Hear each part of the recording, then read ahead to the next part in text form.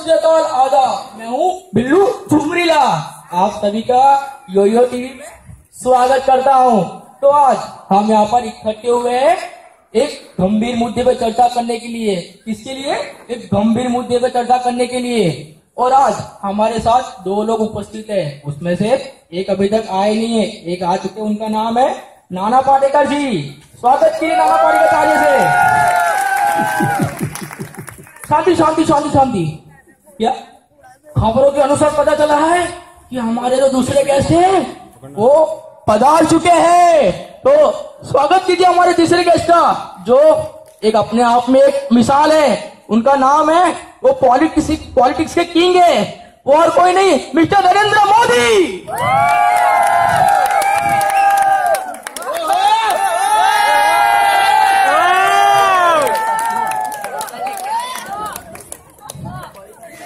आइए आइए सर, आइए आइए सर, बैठिए। अरे रिपोर्टर, तू क्या उनको इतनी इज्जत दे रहा है? मेरी कोई इज्जत ही नहीं है। वो आए तो उनके नाम के आगे मिस्टर, मेरे नाम के आगे कुछ नहीं। अरे भाई रिपोर्टर, ये क्या चल रहा है? कैसे इंसान के बाजू में मुझे बिठा दिया है? ये कैसा गुस्सा कैसा कर रहा है? काली चौदस का दिन है, मुझे डर लग रहा है यार इंसान। अरे काली चौदस का दिन है तो क्या हुआ? काली चौदस का दिन है तो क्या हुआ? मैं भी इंसान ही हूँ ना, मैं भी इंसान हूँ। मैं गुस्सा नहीं कर सकता क्या? और मैं कोई खा थोड़ी नहीं जाऊंगा तुम लोगों को। ये तो महंगाई नहीं, मुझे एड़ा बना दिया, एड़ा। नाना जी, आप थोड़ा शांति बनाए रखिए।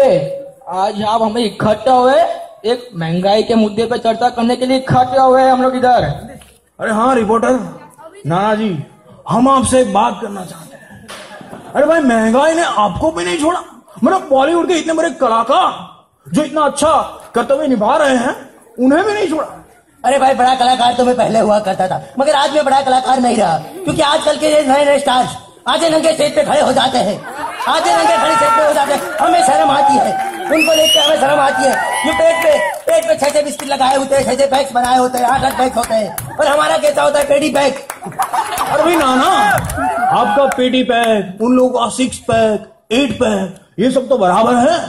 लेकिन नाना, आपको पता है पॉलिटिक्स की दुनिया में आज मैं 63 वर्ष का नरेंद्र मोदी आप सबको प्रणाम करता हूं। तुम्हें पता है हमारी कंपटीशन में कौन था? एक जवान लड़का जिसके माथे पे उसकी मां का हाथ था, उसकी मां का आशीर्वाद था। आप लोग समझ गए होंगे मैं किसकी बात कर रहा हूं। एक छोटा बच्चा जिसकी मां का उसके सर पे हाथ था। और नाना, तुम हो कि इन सब बॉडी शॉडी वालों से डर गए हो। नाना तंग रखो यार, क्या कर रहे हो? तुम भी बॉडी बनाओ, अपनी एक्टिंग पे ध्यान दो, फिर बॉलीवुड में तुम भी कमाल और धमाल करोगे। अरे भाई, तू बॉडी बनाने की बात कर रहा है, बॉडी बनाने की तो बात कर रहा है तू। उसमें खाने में कितना कंट्रोल करना पड़ता है मालूम है तेरे को? तीखा नहीं खाते, तला हुआ नहीं खाते। मैं ठहरा कर रोटी जिम का इंसान, मेरे से सब कंट्रोल नहीं होता। और इसमें कितने महंगे महंगे फ्रूट खाने पड़ते हैं। इतनी महंगाई में कहां से लाऊं मैं इतने महंगे महंगे फ्रूट? अरे सर सुनिए, अब हमारे मेन मुद्दे महंगाई के बारे में कुछ बात कर सकते हैं? अरे हाँ, महंगाई का बड़ा अच्छा लाभ लिया और तुमने रिपोर्टर। भाई मैं बताना चाहूंगा भाइयों बहनों कि महंगाई ने किसी को नहीं छोड़ा। ये दिख रहा है नाना पाटेकर को नहीं छोड़ा।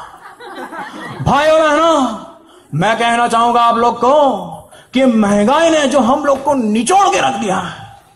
भाइयों बहनों, आपने मुझे प्रधानमंत्री पद पे चुना है। मैं आपको वादा देता हूं कि एक दिन इस महंगाई को ही मैं निचोड़ के रख दूंगा और महंगाई का नामो निशान मिटा के रख दूंगा।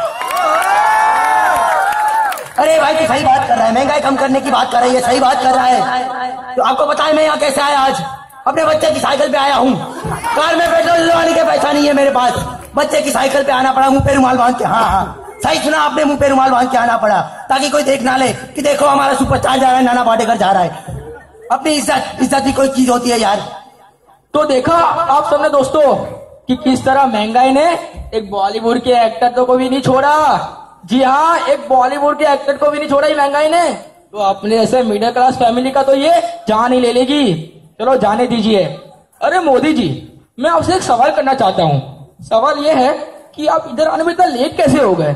आपके लेट होने के कारण हमारा ये प्रोग्राम को डिले करना पड़ा। भाइयों बहनों, सबसे पहले तो मैं आप सबसे क्षमा चाहता हूं, माफी चाहता हूं कि मैं यहां पे लेट पहुंचा। एक्चुअली मैं डायरेक्ट अमेरिका से यहाँ पे आया कुछ ही समय में। तो क्या है कि ऐसे तो मैं प्रोग्राम्स में जाता नहीं, मुझे अच्छा नहीं लगता है, लेकिन ब्रह्मट भाई ने इतने प्यार से मुझे बुलाया तो मुझे आना पड़ा। इतना अच्छा जो माहौल बना है ब्रह्मट भाई ने, उसकी वजह से मुझे यहाँ पे आना पड़ा। अरे भाई माहौल की बात की छोड़, माहौल तो अच्छा ही है, मगर रिपोर्टर ने तुझे जो सवाल पूछा उसका जवाब दे पहले। तू लेट क्यों आया यहाँ पर? अरे हाँ, वो तो अच्छा पकड़ा नाना तुमने, वो तो मैं भूल ही गया बताना कि लेट क्यों आया था। हाँ अभी भाइयों बहनों, मैं एक्चुअली अमेरिका की फ्लाइट से आ रहा था। आज काली चौदस का दिन है, ऊपर से दिवाली का माहौल है। अभी मैं सड़क से आता तो मैं ट्रैफिक जाम करवा सकता था, लेकिन क्या ऊपर का हवाई मार्ग का मेरे हाथ में नहीं होता। ऊपर से दिवाली का त्योहार है, तो छोटे छोटे बच्चे जो होते हैं वो पटाखे जलाते हैं, कुछ नीचे जलाते हैं, कुछ ऊपर जलाते हैं। नीचे जलाते हैं उसका कोई वादा नहीं है, लेकिन जो पटाखे यहां से जला के जो ऊपर जाते हैं, वो हम जो प्लेन में सफर करते हैं हमें नड़ते हैं, मिलने बहुत बुरी तरह से हमें। तो वो जो पटाखे हैं वो हम लोग प्लेन में बैठे हैं, आप लोग को तो यहां से इतने छोटे छोटे दिखाई देते हैं ना, इतने छोटे छोटे, लेकिन हम लोग वहां पे सफर करते हैं, हमें दिखाई देते हैं वो पटाखे बहुत दूर तक फैलाई देते हैं। माफ कीजिएगा, बहुत दूर तक फैलाई देते हैं। और हाँ, आजकल की जनरेशन के पायलट्स, जो आज की जनरेशन के हैं, पहले के जमाने के तो समझदार थे, वो शांति से प्लेन चलाते थे। आज की जमाने के जनरेशन वाले पायलट्स हमारे सामने होशियारी मारते हैं। क्या पॉलिटिक्स में तो वो लागा आ नहीं सकते, तो क्या वो हमको दिखाते हैं भी नेगा जी देखिए मैं कैसे प्लेन चलाता हूं, कैसे स्टंट करता हूं, जो फटाके जो छोटे छोटे दाने जो ऊपर गिरते हैं उसमें से कैसे मैं प्लेन को निकालता हूं। तो इंडिया पहुंचने ही में आया था कि उसने यू टर्न ले लिया, तो डायरेक्ट दुबई पहुंच गए। तो फिर मेरे को घुमा के उसको बोला भी तू अभी ले, मेरे को प्रोग्राम में जाना, इतना अच्छा आयोजन किया है। फिर हम बहुत यही सब में टाइम पास वेस्ट हो गया, और मतलब इसी वजह से ले माफी मांग। अरे सर वो सब तो ठीक है, पर अभी आप अमेरिका जाके आए, वहां के प्रेसिडेंट से मिल के आए, तो वहां के प्रेसिडेंट आपको कुछ गिफ्ट दिया नहीं दी या खाली हाथ ही भेज दिया? अरे हाँ हाँ जरूर दिया हमें गिफ्ट जरूर दिया भाई, हमें एक गिफ्ट दिया। देखना चाहोगे आप सब लोग? अरे भाई दिखाना, सबको देखनी है कि नहीं भाई? गिफ्ट देखनी है सब? हाँ बोलो भाई, दिखाते हैं, देखनी है, दिखाने। शांति रखिए, ये गिफ्ट है, अभी निकल नहीं रही। कुछ नहीं है, ये बकवास है, बकवास बताइए। ये कैप दी है हमको, कैप, ओबामा ने हमको कैप दी है। टोपी? सर ये तो मामूली टोपी है, इतना बड़ा प्रेसिडेंट, वो भी अमेरिका का प्रेसिडेंट, वो आपको एक मामूली टोपी दी? सर आपकी तो इंसल्ट हो गई सर। अरे भाई ये आपको मामूली कैप लग रही है, इस कैप का नाम है रैप कैप। अरे भाई बड़े बड़े लोग और छोटे छोटे लोग, किसी को भी ये कैप पहना तुरंत रैप करने लगता है। इस टोपी की एक खासियत, हाँ सर, ये मैं कैप नाना को पहना रहा हूं, देखना नाना कैसे रैप करने लगा। 4 बोतल वोडका काम मेरा रोज का, ना मुझको कोई रोके ना किसी ने रोका। सूझी आंखें मेरी लड़कियों को कैसे ही। तो देखा आपने कमाल। भाई रिपोर्टर तू देखना चाहेगा? Yes sir. ये ले, तू भी पहन, थोड़ा नजदीक।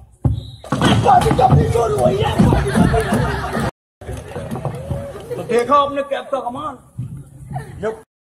जो पहनता है वो मतलब कमाल तो आपने देख ही लिया, जो पहनता है वो नाचने लगता है। पार्टी यूं ही चलेगी, पार्टी यूं ही चलेगी, पार्टी यूं ही चलेगी। बड़ी गाड़ी पकड़, बड़ी पकड़ इसको, मोदी को पकड़, ये क्या कर रहा है? पकड़, बुला लेगी, तो भी निकाल सकते, बुला लेगी। अरे भाई कमाल की कैप है, मैंने पहना, मैं भी नाचने लगा। भाई तू जाके बैठ बैठ। तो देखा आप लोग ने कैसी कैप है। अरे सर वो सब तो ठीक है, आपने जो अभी स्वच्छता अभियान शुरू किया है उसके बारे में हमारी जनता को कुछ बताना चाहेंगे? अरे हाँ, ये बहुत अच्छा मुद्दा है, स्वच्छता अभियान। ये मैंने अभी 2 अक्टूबर को ही लागू किया। मतलब ये जो स्वच्छता अभियान है वो आप लोग देखेंगे, अभी तो सब स्वच्छ दिख रहा है, 2 महीने के बाद मकर संक्रांति आएगी, 2 दिन बहुत सारी पतंगे उड़ेगी। वैसे भी गुजरात में तो सबसे ज्यादा चकती है, और वो भी अहमदाबाद में। आप दूसरे दिन वॉक के लिए निकलेंगे या शाम को ढेलने के लिए निकलेंगे, आपको दिखाई देगा वो जो सारा कचरा जो था, जली हुई टुक्कल, ये सारे पतंग, दौरे के गुच्छे और कुछ मरे हुए पक्षियां। बहुत पाप लगता है, बहुत ही गंदगी होती है। अरे ये सब बात छोड़, इंसान की बात ले ले। मैं 1 साल पहले गया था, 1 साल पहले मैं अपनी साइकिल लेकर राशन लेने घर का निकला था। जब राशन लेने निकला तभी उसी टाइम मेरे गले में एक डोरी आ गई। मैं चिल्लाया बचाओ बचाओ, कोई बचाने नहीं आया था मेरे को। मैं चिल्लाता रहा बचाओ बचाओ। मैं भगवान के पास पहुंच गया। कंट्रोल नो देखा, अभी तो जिंदा है कंट्रोल। इसलिए मैं कह रहा हूं कि कुछ भी हो सकता है। अनुपम खेर ने तो शो भी शुरू कर दिया, कुछ भी हो सकता है। अभी नाना के पास कैसा हो गया, लास्ट ईयर तू गया था तो गला कट गया। तो ये सब हो सकता है। इन सब चीजों को तो ध्यान रखना चाहिए, बच्चों को भी ध्यान रखना चाहिए। और बताओ कौन सा दूसरा मुद्दा है? अरे सर, अभी तक तो एक ही है। अभी आपने सफाई अभियान शुरू किया है, उसके बारे में जनता कुछ बताइए ना। हाँ, मतलब सफाई अभियान, मतलब कुछ एग्जाम्पल देना चाहोगे ना तुम सफाई अभियान? अरे तो सफाई अभियान की बात कर। ये ले पकड़ ये कचरा फाड़ इसको और फेंक। अरे क्या चल रहा है नाना, क्यों इतना गुस्सा है? बता इसमें से कौन सा कचरा मेरा है, कौन सा रिपोर्टर का? मुझे डर लग रहा है। तू साले कचरे की बात कर रहा है। पब्लिक नहीं समझेगी, तू समझेगा, हम समझेंगे। पब्लिक नहीं समझेगी कौन सा कचरा किसका है। वो लोग इंतजाम एक दूसरे पे लगाते रहेंगे, कोई इंतजाम अपने सर पर नहीं लगाएगा। मेरा दिमाग खराब हो रहा है, मैं जा रहा हूँ मैं। ये तू कंटिन्यू रख। Okay sir. महाराज जी तो चले गए, अब थोड़ा जनता को हमारे गुजरात के बारे में बता दीजिए। भाइयों बहनों, गुजरात मतलब हर गांव में पक्की सड़क, हर नल में पानी, हर घर में बिजली। भाइयों बहनों, गुजरात में मैंने जो विकास किया है वो पूरे देश में करूंगा। अभी तो मेरे हाथ में सब प्रधानमंत्री बन चुका हूं मैं। अभी तो मैं प्रधानमंत्री बन चुका हूं। अभी तक तो वो मैडम जी के हाथ में था, 10 साल से उनके हाथ में था। वैसे तो 60 साल से था, झगड़ों ने जग जीरो 60 साल से था। लेकिन कुछ नहीं किया इन लोगों ने। गरीब और गरीब बनते गए और अमीर और अमीर बनते गए। भाइयों बहनों, एक बार हमारे गुजरात में आके देखिए, नवरात्रि के शुभ त्योहार पर हमारे यहाँ की बहु बेटियां रात को 1-1, 2-2 बजे तक खुलेआम घूमती हैं। कुछ नहीं होता, निडर होकर घूमती है। और ये विपक्ष पार्टी के वहां पे जाके देखिए, सूरज ढलने के बाद तुरंत वहां की लड़कियां घर से बाहर निकलने को डरती है। भाइयों बहनों, और मैंने जो ये सफाई योजना शुरू की है, ये ऐसे कंप्लीट नहीं होगी। योजना बनाने से सफाई नहीं हो जाएगी, आप लोग को इसका साथ देना पड़ेगा। हर भारत के एक सिटीजन को ये ध्यान रखना पड़ेगा कि अपने मुल्क को अपना घर समझे और साफ रखे, साफ सुथरा रखे, तभी ये सब कंप्लीट हो पाएगा। योजनाओं से कुछ नहीं होता। और मैं तो यहां पे बैठे सभी भाइयों बहनों को जनाना चाहूंगा कि जो आपके जो छोटे छोटे बच्चे हैं, इन लोग को अभी से समझाइए। ये लोग जो चॉकलेट खाते हैं, टॉफी खाते हैं, वेफर खाते हैं, उसके जो ब्लैंक मतलब जो पड़ी के मतलब वगैरह कुछ होता है, वो ऐसी वैसी जगह पे ना फेंके, डस्टबिन में फेंके। अभी से ये लोग समझेंगे तभी तो आगे जाके बढ़ेगा इंडिया।